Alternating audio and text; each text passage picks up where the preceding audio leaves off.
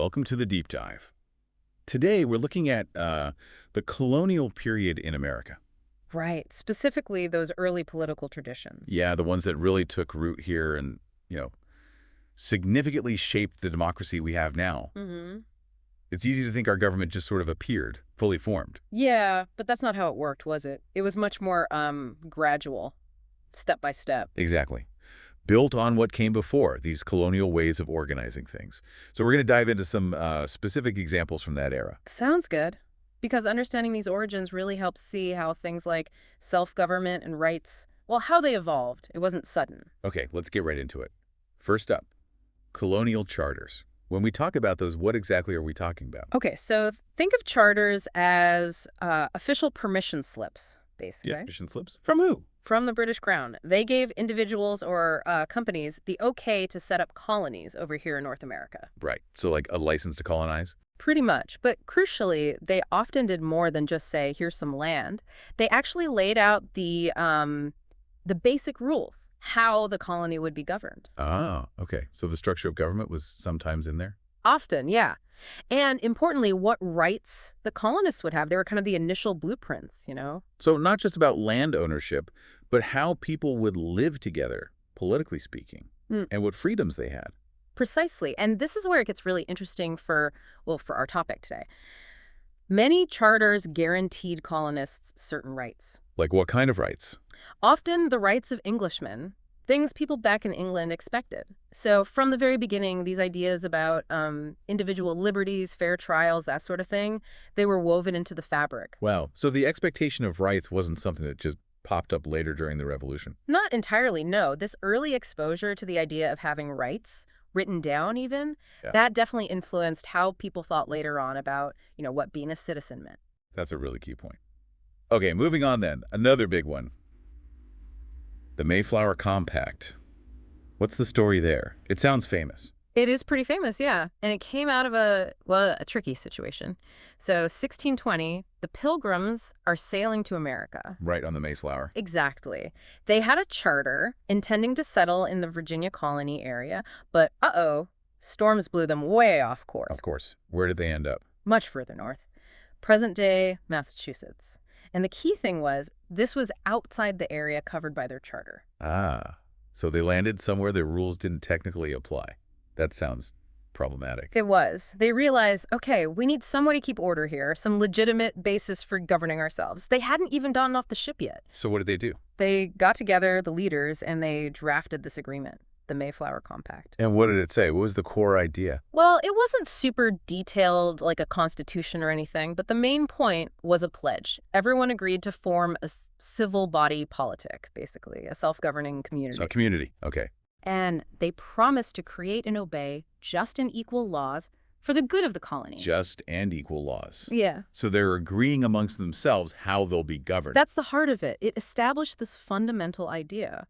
Government authority comes from the consent of the people being governed, not just imposed from England. Wow. So even facing this really uncertain, kind of scary situation, they turned to this idea of self-agreement. That feels like a huge step. It absolutely was a very early, very practical example of self-government.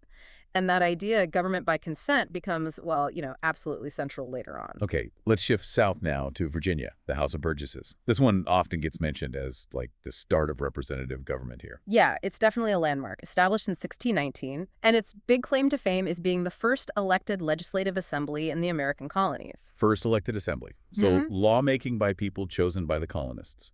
Exactly. It was a move away from just having the governor appointed by the crown making all the decisions. Here, colonists had a direct say, through their elected representatives, in the laws affecting them. How did it work? Who got to elect these representatives, these Burgesses? Right, Burgesses. Well, the voting rights weren't universal like today, of course. It was typically limited to white male landowners. But the eligible colonists would elect these Burgesses. And then they'd meet and make laws. Yes. They'd meet, debate issues, pass laws for the Virginia colony. Even though suffrage was limited, the principle of electing representatives to make decisions for the people, That was groundbreaking for the time and place. And was this just a Virginia thing, or did it catch on? Oh, it definitely set a precedent. The fact that it worked, that colonists could participate in their own rule through an elected body that Mhm. provided a model, other colonies looked at it and thought, maybe we can do something like that too. So it helped spread the idea of representative government. Absolutely. It became a pattern adapted and adopted elsewhere, a really crucial step in developing legislative bodies. Okay, so we have charters setting out rights and structures, the Mayflower Compact with self-agreement, the House of Burgesses for representation. What about New England town meetings? That sounds different again, more direct. That's a great way to put it. Yeah, the New England town meeting was a form of direct democracy. Very common up there. Direct democracy, so not electing representatives. Right. At least not for local stuff.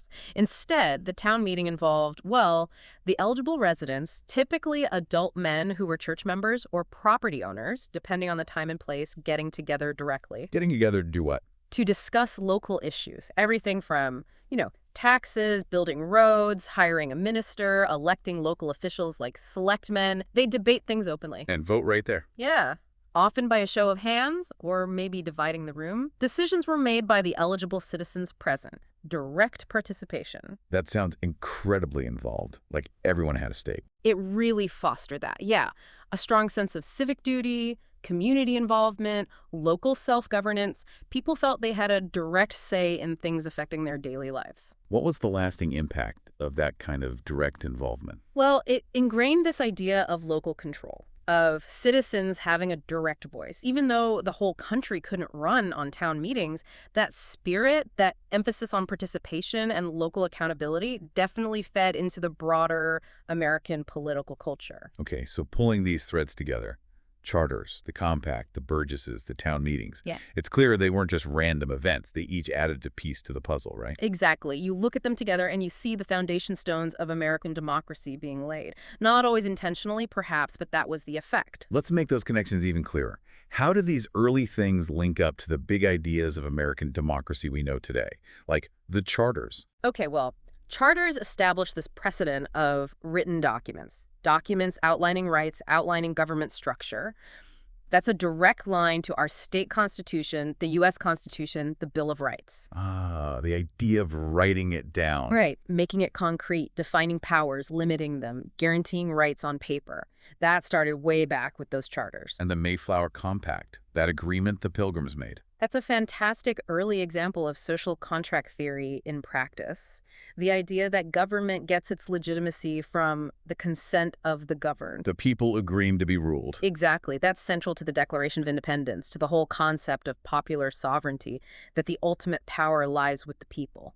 The compact embodied that really early on. Makes sense. And the House of Burgesses. Its influence seems pretty straightforward. It really is. It's the blueprint for representative legislatures. State legislatures, the U.S. Congress, they all follow that basic model, electing people to represent constituents and make laws. It established that core mechanism. Right. We don't all show up to vote on every law nationally. We elect people. Precisely. And that model got its start in America, in Virginia in 1619. Okay, and finally, those New England town meetings. Even though they were local, did that spirit echo further? I think so, yeah.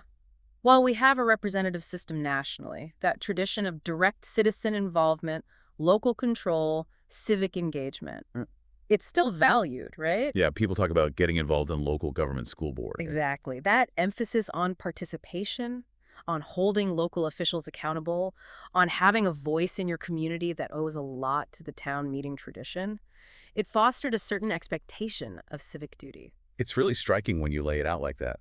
These seeds were planted so early. And they weren't just theories. People were actually doing this stuff. Absolutely. These were real-world experiments in governance. And through these experiences, the colonists developed their understanding of government, their expectations. It shaped how they saw the world, politically. Which, of course, set the stage for everything that came later. Indeed. They were learning by building this foundation of principles, written rights, consent, representation, participation, that they would later fight to protect and expand. This has been, well, really illuminating. Seeing how these colonial roots run so deep, our system didn't just spring up, it grew out of these early attempts. Exactly. And knowing this history gives us, I think, a much deeper appreciation for the principles we often take for granted. You see where they came from, the struggles involved. Definitely. So, as everyone listening thinks about this deep dive, Maybe consider a few things, like how did that idea in the Mayflower Compact, the written agreement, how might that have influenced later documents like the Constitution? Yeah, or think about the House of Burgesses. In what specific ways did that first elected assembly set a pattern for our legislatures today? Can you see the parallels? And what about those town meetings? Do you see any echoes of that direct citizen involvement in how local government works now? Or maybe in how people engage civically today? Hmm, good question. And another one, these different forms of government, charters, assemblies, town meetings, they weren't all the same across the colonies. How might those early differences have maybe contributed to, say, regional political differences later in American history? Lots to think about there. Connecting that colonial past to our present. It's important, you know? These foundations aren't just history, they still shape things. Reflecting on them helps understand the ongoing story. Right. And maybe a final thought to chew on.